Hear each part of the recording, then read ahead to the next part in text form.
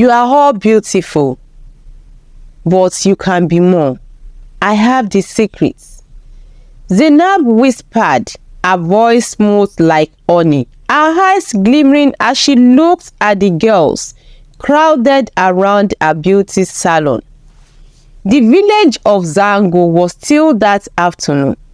The sun hung high in the sky, casting long shadows over the dusty paths.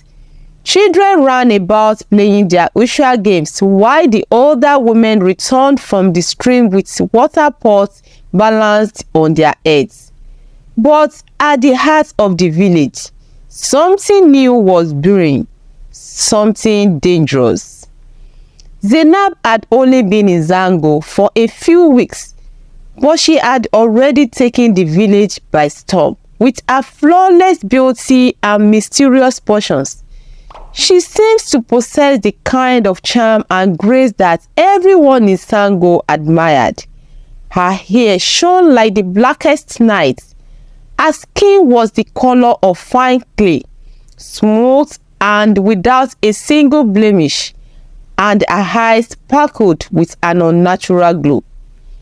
The girls of Zango flocked to her beauty salon every day, eager to hear what she had to say.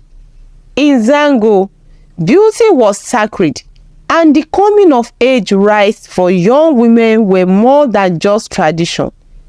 They were a mark of honor, a connection to the spirits that watched over the land. The elders had always emphasized that true beauty came from within, but Zainab's arrival had begun to change everything. Forget the old ways, Zainab continued, leaning closer to the wide-eyed girls.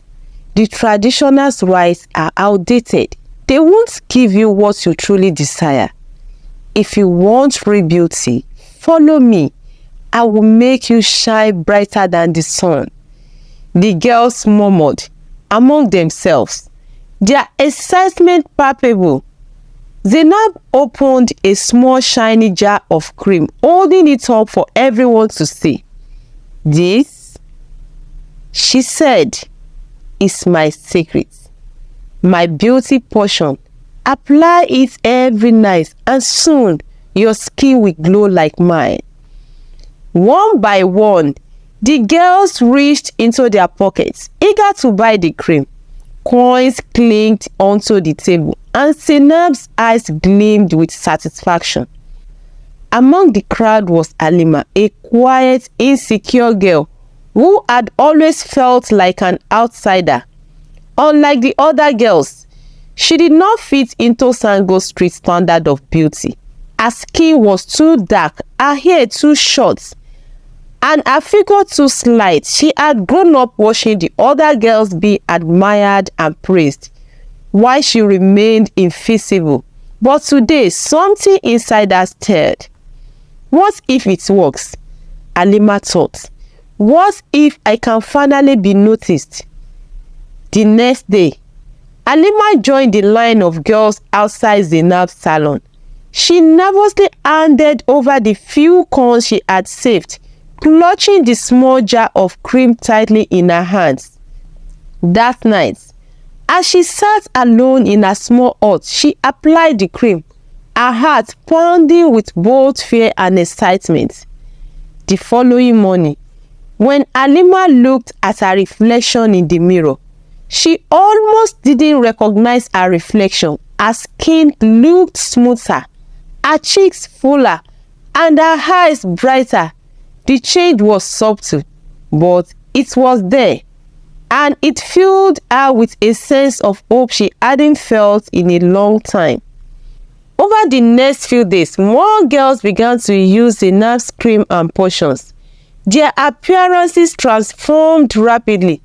Skin that had once dull now glowed with a strange radiance. Hair that had been coarse now flowed like silk, and features once considered too plain were suddenly perfect. But something was wrong, though no one wanted to admit it. Halima noticed it first. The excitement that once filled the girl's eyes began to fade.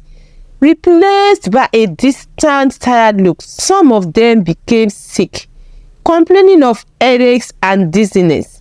They started to lose weight despite their stunning beauty. Yes, none of them wanted to stop using Zainab's cream. "We can't give up now," one of the girls, Amina, said, her voice weak. "Look how beautiful we've become. We just need to rest." Halima nodded, but a pit of fear formed in her stomach. She hadn't realized it before, but with every application of Zainab's cream, she felt more drained. Even her dreams had become strange and dark, filled with shadows and whispers. The village elders, who had long watched the changes with concerns, finally called a meeting. Among them was Musa, the village spiritual guidance. Musa had been born with gifts of sight, able to sense the presence of dark forces. He had felt uneasy ever since Zainab had arrived, but now his visions were growing stronger. "We have to do something," one elder said. "The girls are abandoning the sacred rites and now they are falling ill." Musa nodded, his face grim. "Zainab's beauty is not natural. I sense something dark in her. We must act quickly." The elders agreed. They decided to confront Zainab, but they knew they needed more information. Musa, with his spiritual connection, was tasked with uncovering the truth. That night, he visited the sacred shrine of the ancestors. Deep within the forest, there he prayed for guidance, asking the spirits to reveal Zainab's true nature. As Musa knelt before the shrine, the air around him grew cold, and a voice whispered in the wind, "Zainab is cursed." The voice said, "She was once a girl from a distant village, but her vanity led her to seek forbidden magic. She traded her soul for beauty, and now she feeds on the life force of the others to maintain her looks." Musa's heart sank. He had feared something like this, but the truth was even worse than he had imagined. Zainab was not just a threat to the young women of Zango. She was a danger to the entire village. If they didn't stop her soon, the girls would wither away completely, their spirits consumed by a dark magic. The next morning, Musa returned to the village and gathered the elders once more. "We must act quickly," he urged. "Zainab's beauty is a curse. She uses dark magic to steal the life force of the young girls. We need to break a spell before it's too late." The elders nodded gravely. "But how do we stop her?" one of them asked. "We need to perform the traditional rites," Musa replied. "The girls have abandoned them, but if we can reconnect them to the spirits of the land, we can break Zainab's hold over them." It was a risky plan, but it was their only hope. That evening, Musa and the elders called for all the young women to gather in the village square. Halima, though still weak, was among them. She had been growing more and more suspicious of Zainab, especially after seeing the other girls' health deteriorate.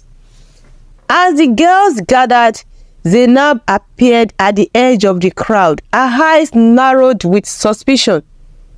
"What is this?" she demanded, her voice cold. "Why have you called them here?" Musa stepped forward. "We know your secret, Zainab," he said firmly. "You have been stealing the life force of these girls to maintain your beauty. Your time is up." Zainab's face twisted in anger, but then she smiled, a cruel, wicked smile. "You think you can stop me? I have power beyond your understanding." But Musa was not afraid. He began the sacred chant, and the elders joined in. The girls, though hesitant at first, slowly started to follow the ritual. their voices rising into the night sky.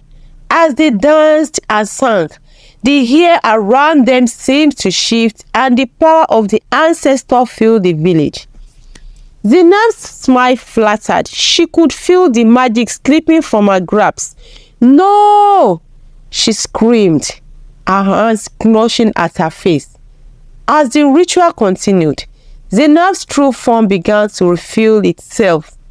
Her once perfect skin cracked and peeled away, revealing the hideous, decayed figure beneath. Her hair, once long and silky, turned brittle and fell to the ground in clumps. The girls gasped in horror as Zainab's beauty dissolved before their eyes. Her body shivered, and with a final anguished scream, she collapsed into a heap of dust. With Zainab's curse lifted, the village slowly returned to normal. The girls' health began to improve, and they resumed their sacred coming-of-age rites. Though they were no longer unnatural perfect, they realized that true beauty came from within and from the traditions that had been passed down for generations. Halima, once insecure and unsure of herself, became a symbol of strength and wisdom. Among the young women, she had faced her fear and found her own inner beauty through the strength of her people's traditions. And as for Zainab, her name became a legend, a warning passed down from one generation to the next, reminding the women of Zango that beauty born from vanity would always come at a terrible cost. Halima stood by the edge of the river, watching the sunset, her heart full of gratitude. She had learned the hard way that beauty was not something to be pursued at all costs. As she gazed at her reflection in the water, she realized that it wasn't her skin, her hair, or her appearance that defined her. It was her spirit, her kindness, and her connection to the traditions of her people. Musa, the village spiritual guardian, approached her. "You have learned an important lesson," Halima said. "True beauty is not found in the creams and portions of this world. It is found in the way you live, in the way you treat others, and in how you honor who you are." Halima nodded, smiling softly. She had finally found peace within herself. The village of Zango would always remember the dark time when vanity nearly consumed them. The girls who had fallen under Zainab's spell returned to their simple, honest lives, no longer obsessed with perfection Zainab had promised. They had learned that chasing superficial beauty, especially at the expense of their traditions and well-being, was a dangerous path. Moral of the lesson: true beauty comes from within. It is found in our character, our actions, and how we honor ourselves and our traditions. Chasing external perfection can lead us away from what really matters, and in the end, it is our inner light that make us truly beautiful.